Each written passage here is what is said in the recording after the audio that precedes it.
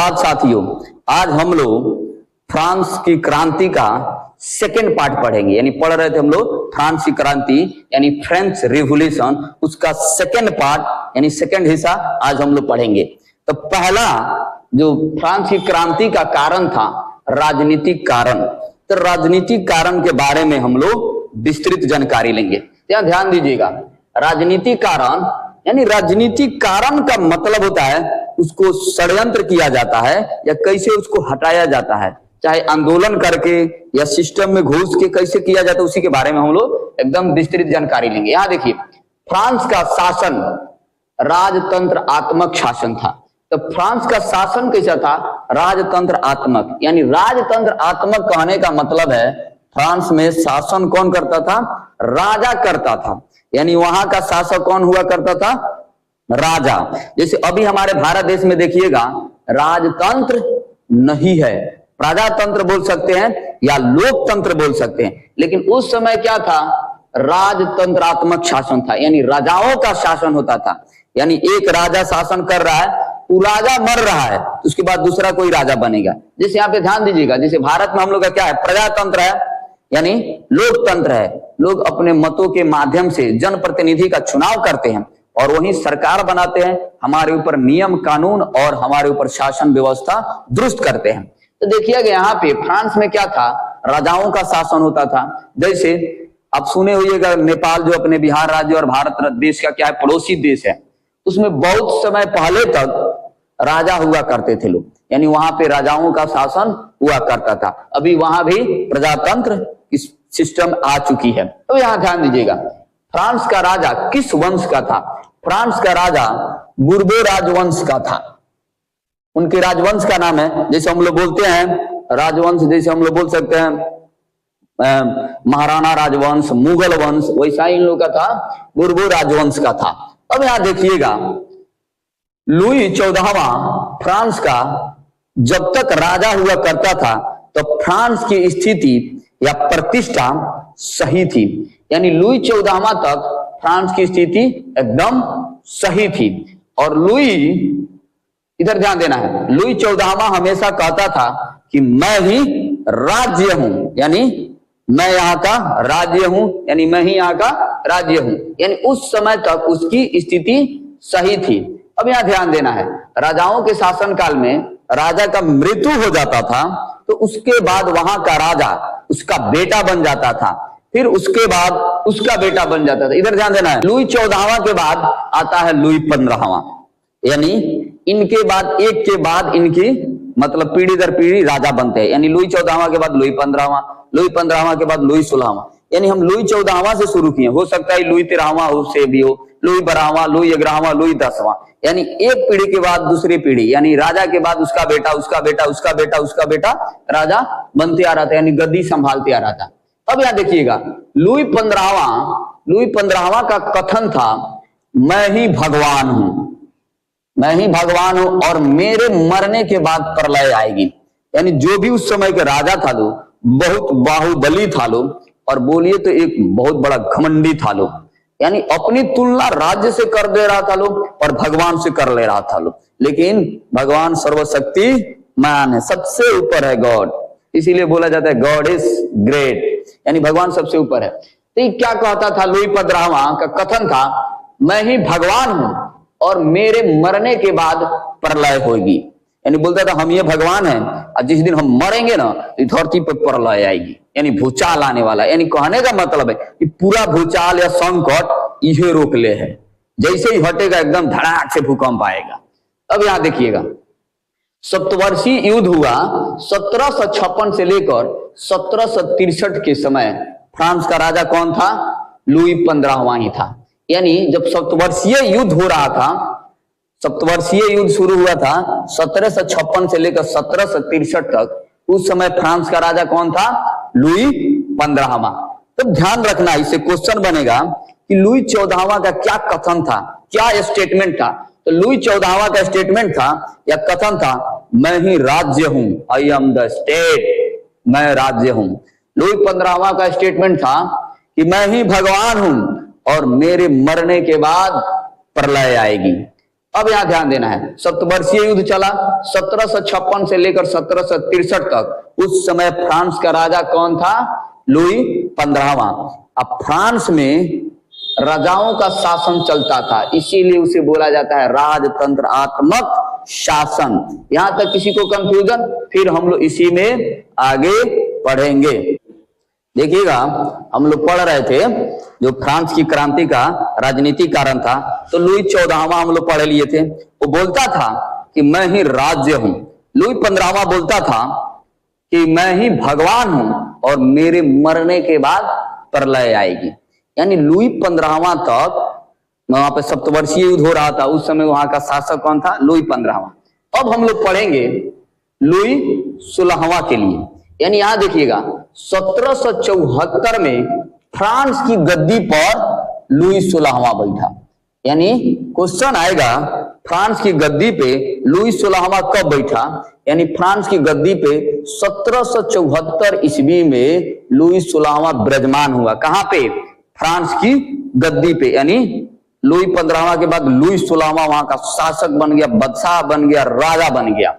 अब यहां देखिएगा लुई 16वां क्या था? निरंकुशवादी राजा था, यानी एकदम निरंकुश था, यानी बोल सकते हैं अयोग्य राजा था। कि जनता की भलाई नहीं करता था।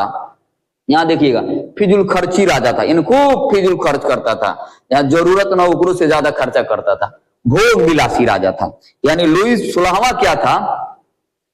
लुई 16वां बोल सकते हैं निरंकुश राजा था, भोग विलासी राजा था, जनता पे कोई ध्यान नहीं रखता था, अपने ऐश आराम के कामों में ज्यादा ध्यान रखता था, इसीलिए लोग उसे बोलते थे अयोग्य राजा था। यानी जनता के लिए अच्छा पहल नहीं करता था, जनता के लिए अच्छा कार्य नहीं करता था। आज के समय में भी अगर भारत का जो शासक है यानी गवर्नमेंट है, अगर अच्छा कार्य न करे तो लोग उसे क्या कहेंगे?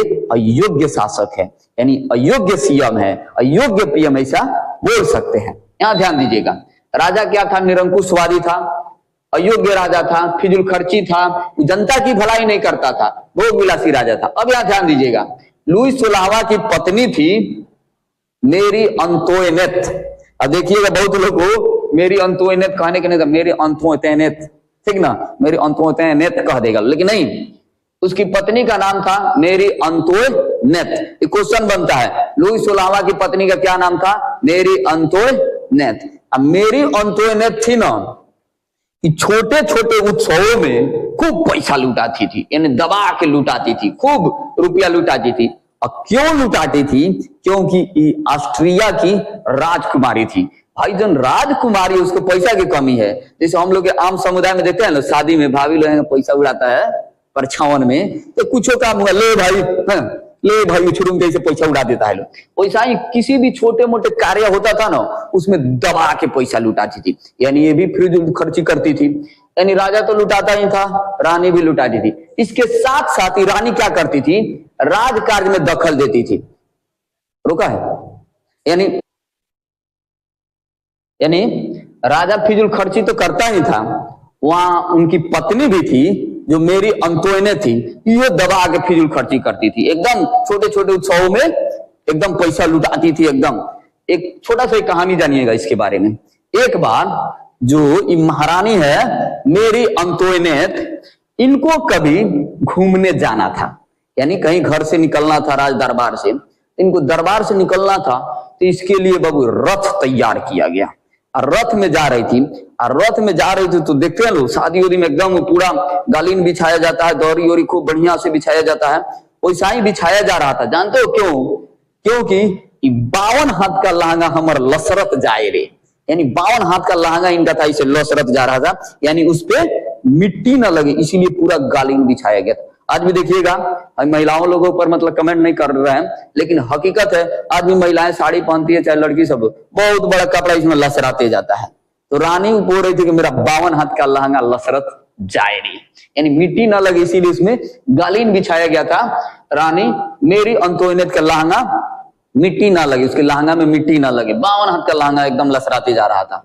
अब वहां देखिएगा जब ये जा रही थी तो वहां के जो भी जनता थी, गरीब गरीब परेशान थी, उसको देखा, रे भाई महारानी आ रही है, चलिए देखा जाए। अब एकदम बाजा गाजा के साथ महारानी निकली थी, तो वहां के लोग एकदम घेर लिया, अब जो गरीब दबे कुचले के लोग थे, अरे महारानी आ रही है, तो महारानी को घेरा, तो उनकी इच्छा देख लो, कितने गरीब थे, वो महारानी को घेरा था। नहीं बोला कि महारानी साहब मार्केट खुलवा दीजिए, महारानी साहब हमको इंदिरा आवास पास करवा दीजिए, यानी घर दिलवा दीजिए, यानी आवास योजना दिलवा दीजिए, चाहे ये करा दीजिए, वो करा दीजिए, चाहे नौकरी दे दीजिए, जॉब दे दीजिए, कुछ नहीं बोला। उन लोग बोल रहा था महारानी हमको रोटी दे दो, रोटी दे दो। तो जो महारानी साहिबा के साथ उनके सहकर्मी थे, पुलिस या मंत्री जो भी थे, उन लोग से पूछी महारानी ये क्या रोटी मांग रहा है लोग, तो बोल रहा है लोग भूखे प्यासे गरीब इन लोग रोटी मांग रहा है। तो बोल रही है, कितना बड़का बेवड़ी थी जो रोटी मांग रहा है लोग, यार बोलो इनके पास रोटी नहीं है नु तो केक खा ले लो, ब्रेड खा ले लो, मोमोज खा ले लो, पिज्जा खा ले लो, बर्गर खा ले लो, बिरयानी खा लो।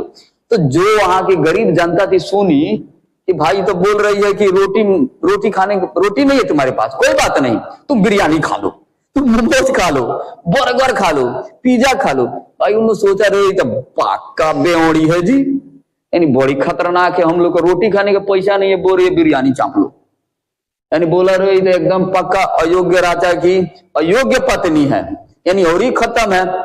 अब और लोगों को गुस्सा आ गया कि पक्का इन दोनों को राजगद्दी से हटा के दम लेंगे लोग। फिर वहां पे देख रही है कि वहां के लोग बड़ी काले काले थे, एकदम काले काले लोग थे। तो ये बोल रहा है कि लोग पहले इन लोग को बोलो स्मार्ट बनने के लिए, इन लोग गोरा गोरा दिखाई दे। तो भाई जिसके पास खाने का पैसा नहीं है वो कैसे गोरा होगा? तो बोले पहले अपने मंत्री इन लोग को सबको बोलो स्मार्ट बनने के लिए, मेकअप करने के लिए। तो उन लोग बोला मंत्री लोग जो भी पुलिस था, भाई इनके पास पैसा नहीं है मेकअप करने के लिए, भाई जो रोटी मांग रहा है वो फेस वॉश लगाएगा निविया का, जाके क्या बोलते हैं ब्यूटी पार्लर घूमेगा। तो बोले इसको मेकअप करवाइए लो कि स्मार्ट दिखे मेरे तरफ। तो बोल रहे कि हम मेकअप करते हैं तो पैसा लगता है, भाई तू महारानी है, तू मेकअप करती है, मुंह में फाउंडेशन करती है तो पैसा नहीं लगे। उन लोग कहां से फाउंडेशन करेगा, यानी उन लोग को तो पैसा लगेगा। यानी महारानी थी, क्षेत्र में निकले तब तो जाने पता चले एक पक्का बेवड़ी थी, क्योंकि छोटे छोटे सौ में पैसा लुटा देती। तो थोड़ा सा इससे लोग वहां के क्षुब्ध हो गए, नाराज हो गए और बोले अब तो पक्का बताएंगे तुम दोनों के, तुम केवल 52 हाथ का लहंगा लसराओ ना, हम लोग भूखे मर रहे हैं, रोटी नहीं दे रही है। अब बोल रहे हैं रोटी चाहिए तो तुम बोल रही हो बर्गर खा लो, पिज्जा खा लो, केक खा लो, मोमोज खा लो। फिर हम लोग इसमें आगे पढ़ेंगे। अब देखिएगा जो लुईस 16वां की पत्नी थी मेरी अंतोइनेट, वो क्या करती थी, राजकार्य में भी अवरोध करती थी, यानी दबाव डालती थी, रुकावट करती थी, यानी अपने हिसाब से चाहती थी राजकार्य भी हो। और राजा तो ऐसा था ही, यानी वो अपने मेहरी का कहल खूब सुनता था, यानी अच्छा से उसको सुनता था। हाँ हाँ रानी जो बोल रही है सही बोल रही है। अब यहाँ देखिएगा राजा का जो महल था वसाय में था, वसाय वहां का जगह था जहां राजा का क्या था, महल था। अब आपसे क्वेश्चन बनेगा लुईस 16वां का महल कहाँ था, तो वसाय में था। एकदम ध्यान रखिएगा, लुईस 16वां का महल कहाँ था, वसाय में था, या राजमहल कहाँ था, वसाय में था। अब यहाँ देखिएगा वसाय में क्या था, जो राजमहल था 15,000 अधिकारी थे जो काम नहीं करते थे। यानी कैसे काम करेगा लोग, अधिकतर जन राजकार्य में दखल देती थी रानी वहां की जो मेरी अंतोइनेट थी। हो सकता था अधिकतर गुना एक भाई होगा लो, एक चाचा के बेटा होगा लो, या कुछ ना कुछ इसकी रिलेटिव होगा लो, तो काम तो नहीं करेगा लो क्योंकि राजकाज में दखल देती थी। और वेतन के रूप में अपार धन राशि लेता था लो, यानी 15,000 ऐसा व्यक्ति था लो, अधिकारी था लो, जो कार्य भी अच्छा से नहीं करता था लो, और धन राशि यानी वेतन के रूप में बहुत अपार धन राशि लेता था लो। यानी इन पे 9% राशि खर्च होता था, यानी राजकार्य करने में जो 9% राशि इन लोग पे खर्च होता था, जो कोई कार्य नहीं करते थे और अपार मोटी रकम लेते थे।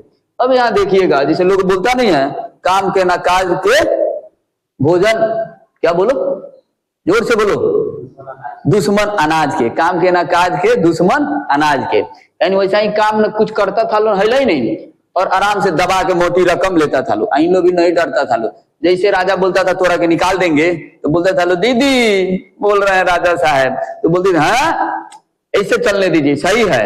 यानी राज्य कार्य में क्या करता था लो, दखल देता था लो। अब यहाँ देखिएगा आगे थोड़ा सा, अमेरिका के स्वतंत्रता संग्राम में 10 अरब लिब्रे फ्रांसीसी, फ्रांस वाले ने जो अमेरिका का स्वतंत्रता संग्राम चल रहा था उसमें 10 अरब लिब्रे खर्चा कर दिया। यानी लिब्रे क्या था? फ्रांस की मुद्रा थी। आज भी फ्रांस की मुद्रा का नाम है लिब्रे। जैसे हमारे भारत देश की मुद्रा का नाम क्या है? रुपया। अमेरिका का मुद्रा का नाम है डॉलर, कहीं का टक्साल है, ऐसा कुछ करके हर एक जगह का अलग अलग होता है। वैसा ही फ्रांस की मुद्रा का क्या नाम था? लिब्रे। अब देखिएगा, अमेरिका की स्वतंत्रता संग्राम में फ्रांस ने 10 अरब लिब्रे खर्चा कर दिया था। यानी उस समय 10 अरब रुपया खर्चा किया था, जिससे फ्रांस क्या हो गया था? कर्ज में डूब गया। यानी फ्रांस की स्थिति क्या हो गई? डामाडोल हो गई, दयनीय हो गई, स्थिति बदतर हो गई। अब यहां देखिएगा, कर्ज के भरपाई के लिए राजा ने वहां के लोगों पर क्या किया? टैक्स लगा दिया। यानी कर्ज बढ़ गया तो लोगों के ऊपर क्या किया? राजा ने टैक्स लगा दिया। जैसे खूब बढ़िया समझिएगा, हम इसको जिक्र करेंगे, थोड़ा सा इसको कोरिलेट करेंगे अपने बिहार राज्य से। जैसे हमारे बिहार राज्य में, भाई हम किसी को टारगेट नहीं कर रहे हैं, समझाने के लिए अपने बच्चों को हम चाह रहे हैं कि जल्दी से समझ आ जाए। इन लोग देखा हुआ है, जैसे बिहार राज्य में इलेक्शन था, चुनाव था विधानसभा का, तो देखिए होइएगा 10-10 हजार रुपया सबके मम्मी के अकाउंट में गया है। हमारी मम्मी नहीं है ना, तो हमरो मम्मी के अकाउंट में आता, तो हम उससे बचे हैं। तो देखिएगा, जिसके मम्मी के अकाउंट में 10-10 हजार रुपया गया है, यानी किसी सब लगभग जन के अकाउंट में गया है। और देखिएगा, उस समय बिजली फ्री था, 10,000 रुपया जा रहा था। गैस का रेट कम कर दिया गया था, शायद पेट्रोल का दाम में भी कुछ कम किया गया था, कंफर्म नहीं है, लेकिन कुछ कम किया गया था। लेकिन 10-10 हजार रुपया गया था। बिजली फ्री, 125 यूनिट दबा के जलाइए भाई, एकदम एसी उसी कूलर एकदम हड़हड़ा के चलाइए। एसी चलाइएगा बेसी पैसा लगेगा, यानी खूब चला रहा था लोग। और फ्री जल नल की व्यवस्था थी एकदम, भाई 500 फीट वाला पानी पीते थे एकदम, आरओ फेल होता था, यानी दबा के पीते थे लोग। लेकिन इलेक्शन बीता, सरकार के पास पैसा की कमी हुई, सरकार ने जनता पे कर लगाना शुरू किया। बिजली फ्री खत्म कर दिया और इसको 3 हिस्सों में बांट दिया। इस समय इतना लगेगा, इस समय इतना लगेगा, इस समय इतना लगेगा। जैसे हम लोग रात में खाना वाना खा के एकदम टीवी उवी देखते हैं, सीरियल एसी चलाते हैं, उस समय बिजली चार्ज ज्यादा है। फिर से गर्मी के टाइम में दोपहर में एकदम एसी की जरूरत है, रात में जरूरत है, उस समय ज्यादा है। जैसे सुबह में कम है, क्योंकि सुबह में सारा लोग अपने ड्यूटी ऑफिस कार्य पे जाते हैं। यानी क्या हो गया? बिजली पे चार्ज लग गया। अब यहां देखिएगा, जो जल नल फ्री था उस पे भी चार्ज बहुत जल्द लगने वाला है। एक और सुन लीजिए नया अपडेट, जो हम लोग का घर बना के एकदम चिल मार के रहते हैं, यानी साल भर में 1200 रुपया यानी घर का भी चार्ज देना पड़ेगा। यानी क्या है, सरकार के पास पैसा की कमी पड़ गई है, तो उस कर्ज को या पैसा को भरपाई करने के लिए सरकार आम जनता पे टैक्स लगा रही है। समझ आया कैसे अभी टैक्स लग रहा है? सिमिलर उसी प्रकार राजा ने बहुत मदद कर दिया था अमेरिका को, तो कर्ज में डूब गया था, तो कर्ज से निकलना चाहता था। अभी का जो हम लोग का शासन व्यवस्था है, कर्ज में डूब गया, इलेक्शन फलना चिल्ला कार्य के लिए, तो उसे उभरने के लिए क्या कर रहा है? आम जनता पर टैक्स लगा रही है। जैसे देखिए, गैस का बढ़ गया है, बिजली का रेट बढ़ गया है, पानी वाला पर रहेगा, घर पे लगेगा। फिर यहां देखिएगा, अब यहां देखिएगा, अब क्या हुआ? टैक्स बढ़ जाएगा तो जनता परेशान हो जाएगी कि नहीं? बोलेगी नहीं, हम राजा को बदलते हैं या सरकार को बदलते हैं। तो इस बात को वहां की जनता ने क्या किया? बोला कि इस बात को हम लोग लेके जाएंगे न्यायालय में, यानी कहा? कोर्ट में लेके जाएंगे। इस सरकार हम लोग के ऊपर या शासन हमारे ऊपर या वहां के शासक हम लोग के ऊपर क्या है? बहुत ज्यादा टैक्स लगा दिया है, यानी इतना टैक्स देना ही देना है। अब यहां देखिएगा, जनता कहां गई? न्यायालय में। राजा बोला जाई छिरे, हम देख लेंगे न्यायालय को भी, यानी इतना पावरफुल था। जब न्यायालय में गया तो न्यायालय का कार्यभार कुलीन लोग देखते थे, यानी कुलीन लोगों के अंडर में न्यायालय आता था। और जो वहां के कुलीन लोग थे क्या थे? न्यायालय के न्यायाधीश थे, यानी जज वकील कुलीने सब लोग था। अब यहां देखिएगा, न्यायालय पर भी राजा का अधिकार था, यानी कुलीन लोग राजा के सबसे करीबी आदमी थे। हम लोग पढ़े थे 3 समुदाय में जनता को बांटा गया था। पहला में था पादरी, यानी फादर सब जो चर्च का देखता भाल करता था लोग। दूसरा था कुलीन वर्ग, जो क्या थे? ये दोनों कुलीन और पादरी लोग राजा के करीबी थे, इन लोग को विशेष अधिकार प्राप्त था। और तीसरा में क्या था? आम जनता। आम जनता इन लोग सब कुछ करता था, इन लोग का चार्ज या खर्चा कौन उठाता था? आम जनता। इन दोनों पे टैक्स नहीं के बराबर था या नहीं ही था। लेकिन आम जनता पे था, जो कहां पहुंच गया, न्यायालय। और न्यायालय किसके संरक्षण में था, कुलीन वर्गों के लिए। और कुलीन वर्ग किसके संरक्षण में था, राजा की। अब न्यायाधीश भाई राजा के अंडर में रहे तो सही जजमेंट देगा, नहीं देगा। लेकिन आज के समय में जो कोर्ट होता है, जज होता है, वो एकदम न्याय संगत कार्य करता है, इन सबसे अलग हटके रहता है, इन सबसे ऊपर है न्यायालय। लेकिन देखिए क्या होता है इसमें हम लोग, यानी जो न्यायाधीश थे कुलीन वर्ग के थे, न्यायालय पर भी राजा का अधिकार था, यानी सारे बातें राजा के पक्ष में होती थी। जनता बोलती थी हैंग हो गया, होंग हो गया, दिस हो गया, दैट हो गया, लेकिन कुलीन लोग, वकील, जज सब मिलकर निर्णय किसके पक्ष में दे देता था, लोग राजा के पक्ष में। यानी न्यायालय भी किनके संरक्षण में था, राजा के संरक्षण में। क्यों? क्योंकि उसमें जो भी मुजाबिर थे, अधिकारी थे, कार्यकर्ता थे, जो भी कर्मी थे, सभी राजा के विशेषाधिकार वाले थे। फिर इसमें हम लोग आगे पढ़ेंगे। अब देखिएगा, फ्रांस की जो जनता थी करों के बोझ से दबते जा रही थी। उन लोग परेशान होके कहां गए थे, न्यायालय गए थे। और न्यायालय से भी उन लोग को मतलब अच्छा राहत नहीं मिला। यानी न्यायालय भी क्या किया, राजा के ही पक्ष में न्याय दे दिया। क्यों न्याय दे दिया? क्योंकि जो वहां पे कर्मी थे, न्यायाधीश थे, वकील थे, इस सभी के ऊपर राजा का विशेष अधिकार था। कुलीन वर्ग से आते थे लोग, तो इनके राजा के पक्ष में आ जाता था। फिर न्यायालय से असंतुष्ट होकर वहां की जनता और लोग कहते हैं कि अब हम लोग आगे चलते हैं। आगे कहां चलते हैं? न्यायालय की बात अब कहां पहुंच गई, फ्रांस की संसद में। अब यहां देखिए सर, खूब बढ़िया से ध्यान दीजिएगा सर। आप लोग सुने होइएगा, पेपर लीक की समस्या चल रही थी भारत और बिहार राज्य में भी, जो नीट एग्जाम का पेपर लीक हुआ था। तो इसके लिए लोगों ने कहा गया, न्यायालय में गया। और जब न्यायालय से कुछ ठोस कार्रवाई या पुख्ता निर्णय नहीं निकला, तब लोगों ने कहा, सोचा कि चलते हैं अब कहा, संसद भवन के घेराव करने, दिल्ली। जो भी जंतर मंतर पे अनशन दिया है लोग, यानी प्रधानमंत्री यानी सरकार को घेरेंगे। अब यहां ध्यान दीजिएगा, लोग न्यायालय की बात कहां पहुंच गई, फ्रांस की संसद में पहुंच गई। यानी अब हम लोग संसद में चलते हैं बात उठाने। अब संसद में गए, यहां ध्यान देना है, फ्रांस के संसद का नाम था स्टेटस जनरल। एकदम तगड़ा क्वेश्चन बनता है, फ्रांस के संसद का क्या नाम था, स्टेटस जनरल। जब वहां के लोगों को यानी जनता को न्यायालय से ठोस कार्रवाई यानी न्याय नहीं मिला, तो वहां की जनता ने बात कहां लेकर पहुंची, तो फ्रांस की संसद की ओर ले चली। यानी वहां की बात संसद की ओर ले चली। अब फ्रांस के संसद का क्या नाम था, स्टेटस जनरल। अब यहां देखिएगा, अब लोग सोचा चलो अब तो हम लेकर चल रहे हैं कहां पे, संसद भवन में। लेकिन वहां देखिए राजा की सतरई, 1614 ईस्वी के बाद 175 वर्षों तक वहां कोई बैठक ही नहीं हुआ था। यानी संसद भवन में क्या होता है, बैठक होता है, नियम कानून बनता है, जो कुछ त्रुटि होती है उसको सुधार किया जाता है, बदलाव किया जाता है। लेकिन लुई 16वां के शासन काल में वहां पे 175 वर्षों तक वहां पे कोई बैठक ही नहीं हुआ था। अब जाइएगा किधर, अब यहां देखिए, सांसद जो होता है फ्रांस का संसद, स्टेटस जनरल, इसमें तीनों स्टेट के लोग शामिल होते थे। यानी तीनों वर्ग के लोग शामिल होते थे और वहां पे नियम कानून बनाते थे। तो तीनों स्टेट में कौन कौन से लोग आते थे, यहाँ ध्यान दीजिएगा। प्रथम स्टेट में आते थे, इसमें सबसे पहले आते थे पादरी लोग, जो चर्च के लोग शामिल थे। यानी पादरी लोग कहाँ रहते हैं, चर्च में, यानी फादर सब लोग चर्च में रहते थे। आज पादरी लोगों को क्यों बोला गया, क्योंकि फ्रांस में सबसे ज्यादा जनसंख्या क्रिश्चियन की थी, ईसाई भाई बंधुओं की थी। अब यहां देखिएगा, द्वितीय स्टेट में कौन थे, द्वितीय स्टेट में इसमें कुलीन लोग थे, अमीर जमींदार वर्ग थे, यानी कुलीन लोग थे, और जमींदार लोग इसमें क्या थे, शामिल थे।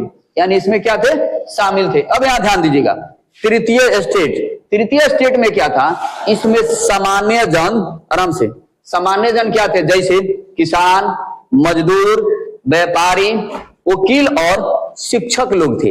यानी तृतीय स्टेट में कौन थे, साधारण लोग थे, यानी किसान, मजदूर और कौन से, वकील थे, शिक्षक थे। इसमें डॉक्टर लोग नहीं थे।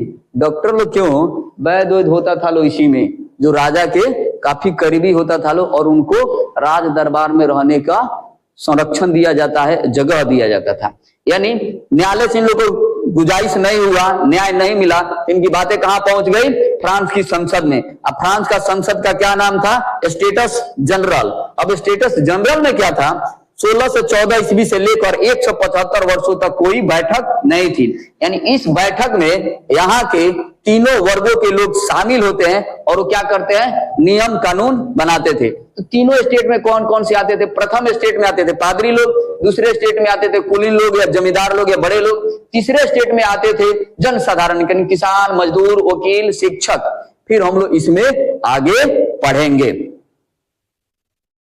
हम लोग पढ़ रहे थे कि राजा से वहां के लोग परेशान हो गए थे, न्यायालय गए, न्यायालय से फिर उन्होंने संसद की ओर प्रस्थान किया। तो संसद में इस बातों को रखा गया। फिर यहाँ देखिएगा, राजा पर अंकुश लगाने के लिए वहां की जनता ने एक संगठन बनाया, एक छोटा सा टीम बनाया। यानी राजा पर अंकुश लगाने के लिए पलामा नामक एक संस्था की गठन की गई। यानी एक संगठन बनाया गया।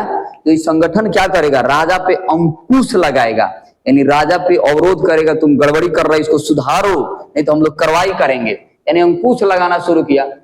यानी राजा पर अंकुश लगाने के लिए किस संस्था की गठन की गई? पलामा नामक संस्था की गठन की गई। अब पलामा नामक संस्था की कुल संख्या कितनी थी? 17 थी। यानी 17 संख्या थी जो राजा के ऊपर क्या कर सकती थी? लगाम लगा सकती थी। इधर ध्यान दीजिएगा, यहाँ पे न्यायाधीश कुलीन वर्ग के ही लोग होते थे। जो राजा के न्यायालय में जो जज होते थे, न्यायाधीश होते थे, ये सारे क्या होते थे? कुलीन वर्ग से होते थे। और यहाँ देखिएगा, कुलीन वर्गों के लिए न्यायाधीश का पोस्ट या न्यायाधीश का जो पद होता था, ये कुलीन वर्गों के लिए सुरक्षित होता था। जरूरत पड़ने पर राजा इन्हें पैसों के बल पे अपनी बातों को मनवा लेता था। यानी राजा को जरूरत पड़ रहा है कि कुलीन वर्ग यानी न्यायाधीश लोग, जज लोग हमारी बातें को न सुनेगा, उसे पैसा देकर जैसे भी करके मोबिलाइज करके अपने बातों को मनवा लेता था। यहां ध्यान दीजिएगा, न्यायाधीश का जो पद था, जो न्यायाधीश था, उसका पद कुलीन वर्गों के लिए सुरक्षित होता था। और यह पद वंशानुगत यानी वंशक्रमानुगत था, यानी वंश दर वंश था, यानी पीढ़ी दर पीढ़ी था। यानी ये चले गए, उनके बाद ये आएंगे, उनके बाद ये आएंगे। अब थोड़ा सा हम लोग ध्यान देंगे, सारा का निचोड़ देखेंगे। यानी राजा क्या था? निरंकुश था। यहां देखिएगा एक डायग्राम में, यहां देखना है डायग्राम में,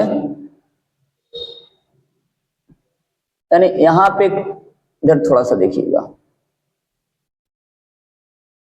यहां पे यानी जो फ्रांस का संसद था, स्टेटस जनरल, वहां पे लोगों को बुलाया गया। और देखिएगा यहां पे बैठता था राजा, यहां पे राजा बैठता था। इधर कौन था? लोग पादरी लोग था, पादरी लोग यानी पादरी लोग जो चर्च से रिलेटेड थे। इधर बैठता था लो बाबू कुलीन वर्ग, कुलीन। इधर बैठता था लो आम जनता। यहां ध्यान देना है, इधर बैठता था लो आम जनता। यानी प्रथम वर्ग इसमें आता था, द्वितीय वर्ग इसमें आता था, तृतीय वर्ग इसमें आता था। अब ध्यान देना है, जो न्यायालय ने सुनवाई नहीं की, इन पे कर बढ़ गया, तो इन लोग क्या किया? इन लोग बुलाया कि आइए हम लोग मीटिंग करते हैं। अब मीटिंग करने के दौरान कुछ ना कुछ निष्कर्ष हम लोग निकालते हैं। इधर देखिएगा, इनकी संख्या थी, पादरी लोगों की संख्या थी 300, इनकी संख्या थी 300, इनकी संख्या थी 600। अब यहां पे क्या हुआ था? राजा क्या किया था? फर्स्ट यानी पादरी लोगों को कर्ज से मुक्त कर दिया था, यानी कर लेने से मुक्त कर दिया था, टैक्स नहीं लेता था। फिर कुलीन वर्गों को भी टैक्स से मुक्त कर दिया था, लेकिन इन लोगों को हर एक प्रकार का कर देना पड़ता था। और मध्यम वर्ग या आम जनता ने राजा से बोला कि हमें मत देने का अधिकार दीजिए। राजा ने बोला नहीं, आपको मत नहीं दिया जाएगा। अब क्या किए? इस बैठक में से इस सारे जनता निकल गए, वहां से बोले ठीक है तो हम लोग निकल रहे हैं। आज भी देखिएगा, लोकसभा होता है या विधानसभा होता है, वहां बैठक होती है। अगर लोग अपनी बातों को सरकार तक पहुंचाना चाहते हैं, सरकार नहीं बात मानना चाहती है, तो बोलता है ठीक है आप लोग कीजिए, हम लोग निकल जा रहे हैं। विपक्ष वाला निकल जा रहा था। वहीं पे क्या हुआ? आम जनता बाहर निकल गई और यहां से इन्होंने निकल के बाहर एक टेनिस कोर्ट था, टेनिस कोर्ट में क्या किया लो? उन लोग सभा करना शुरू किया। लो क्या किया? लो सभा करना शुरू किया, सभा। यानी टेनिस कोर्ट पे, टेनिस कोर्ट पे क्या किया लो इन्होंने, सभा किया। टेनिस कोर्ट पे सभा किया यानी राजा के विरोध इन लोग नियम बनाया, यानी क्या वही पलामा नामक संस्था की स्थापना किया लो। और इन लोग क्या किया, बाहर निकला लो और राजा के खिलाफ इन्होंने एक टीम बनाया। कहा, टेनिस कोर्ट पे। अब राजा देखा कि भाई ये तो बड़ी जनसभा बढ़ रही है, यानी संख्या बल बढ़ रहा है, तो इन लोगों के लिए क्या किया, बाहर से सेना मंगाया। सेना मंगाया कि इनको पकड़ा जाए और जेल कर दिया। क्या किया राजा ने, उनको जेल कर दिया, यानी वास्तिल जेल में डाल दिया। इन लोगों को ले जाके वास्तिल नामक जेल में डाल दिया। इन्होंने 1.5 घंटा तक ले इंतजार किया कि राजा कुछ ना कुछ पहल करेगा, लेकिन 1.5 घंटा इंतजार करने के बावजूद राजा ने कुछ नहीं पहल किया तो लोग वहां से गुस्सा गए और क्या किया, जेल को ही तोड़ दिए लोग। आज भी देखता है लोग, अनशन होता है ना सर, पुलिस उधर से धक्का देता है, इधर से करते करते तोड़ देता है लोग। यानी क्या किया, जेल को तोड़ दिया लोग। अब वहां से कैसा हूं राजा को बचना पड़ा और वहां से पूरा हंगामा हो गया। अब इसको देखते हुए क्या किया लोग, वहां की जो महिलाएं थी उन लोगों भी बड़ी एक्टिव हो गई, यानी महिला लोग भी क्या हो गए, एक्टिव हो गए। और उन्होंने सोचा, रे भाईला, हम लोग का हस्बैंड लोग, यानी हम लोग के शौहर लोग, हम लोग के जो भी पति देव लोग इतना मतलब एक्टिव हो गए हैं लोग, तो महिला लोगों के अंदर क्या आ गया, दम आ गया, साहस आ गया। उन लोगों भी क्या किया, 10,000 महिलाएं, 10,000 महिलाएं, क्योंकि इसमें बाबू 90% जनता आती थी। ये तो केवल थे उसमें सभा में बैठने वाले 600 लोग थे, लेकिन 90% जनता थर्ड स्टेज में आती थी, थर्ड स्टेज में आती थी। इन्होंने क्या किया, इसकी 10,000 महिलाएं ने एकदम गुस्सा के साहस और हिम्मत का प्रदर्शन किया और वसाए जहां राजा का महल था वहां हमला बोल दिया लोग। तो रानी को तो अपना 52 हाथ का लहंगा लेकर भागना पड़ा, यानी रानी तो बच गई, लेकिन उन्होंने हमला किया। तो इनके हमला को इतिहासकारों ने उसका नाम दिया कि यहाँ की महिला, यानी चुड़ैलों का धावा, चुड़ैलों का धावा, चुड़ैल ना, देखिए चुड़ैल का धावा बोल दिया, यानी चुड़ैलों ने क्या कर दिया, धावा बोल दिया। ऐसा हो देखता है लोग, महिला सब बाल निकाल के करने लगे तो लोग डर जाता है, यानी चुड़ैलों का धावा। इतिहासकारों ने इसका नाम दिया है चुड़ैलों का धावा। लेकिन उस समय जो अंग्रेज अधिकारी थे लोग, उन लोग बोलता था बहुत बढ़िया नाम दिया है लोग, यानी देख लो महिला लोगों के साहस को और वीरता को सराहा नहीं है लोग, यानी उसको मोटिवेट नहीं किया है लोग, यानी सपोर्ट नहीं किया है लोग, और नाम रख दिया लोग चुड़ैलों का धावा। अंग्रेज लोग बोला है खूब बढ़िया किया है लोग। लेकिन देखिएगा हमारे भारत देश में, हम लोग भारत से हैं, भारत में बाबू नारियों की पूजा की जाती है और नारियों को बड़ी सम्मान दिया जाता है। आज भी देखिएगा नारियों को बड़ी सम्मान के साथ, आदर के साथ, रेस्पेक्ट के साथ कोई पोस्ट दिया जाता है।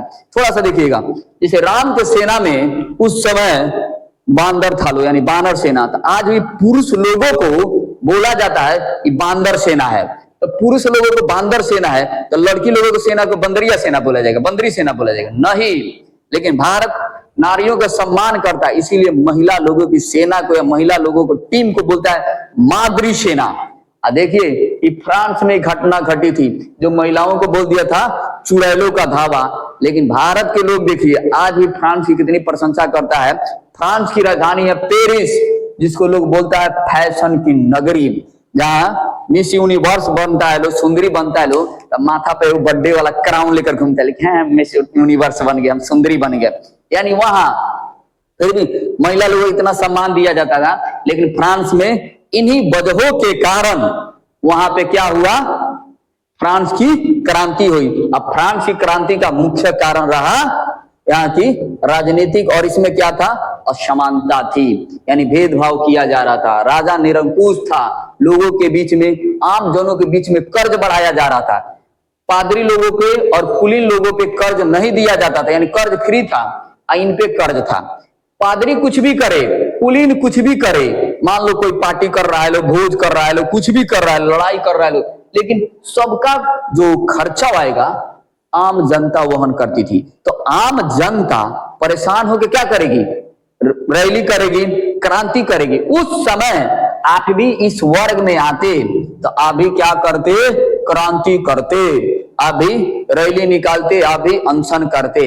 यानी हम लोग का यहां तक फ्रांस की क्रांति का जो पहला कारण था, राजनीतिक कारण, समाप्त हुआ। फिर हम लोग इसका दूसरा कारण जानेंगे। फिर हम लोग मिलते हैं नेक्स्ट वीडियो में। तब तक के लिए धन्यवाद। जय हिंद।